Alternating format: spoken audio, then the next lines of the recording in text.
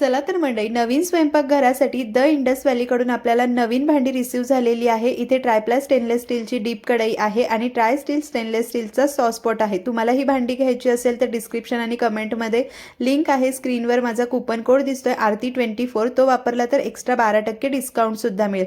कढई मस्त स्वच्छ धुवून पुसून घेतलेली आहे। त्यानंतर त्यामध्ये 1.5 वाटी गहू छान खरपूस भाजून घ्यायचे। त्यानंतर 2 वाटी ज्वारी, 2 वाटी बाजरी भाजून घ्यायची आहे, 1 वाटी हरभरा डाळ भाजून घ्यायची, 1 वाटी सालासकट मूग डाळ भाजून घ्यायची आहे।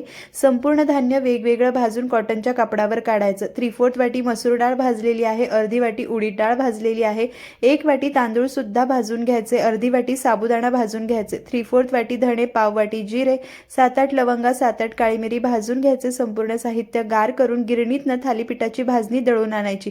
भरपूर टिप्ससोबत डिटेल रेसिपी आपल्या यूट्यूब चॅनलवर आहे। टायटलमधल्या त्रिकोणावर क्लिक करून डिटेल रेसिपी नक्की पहा।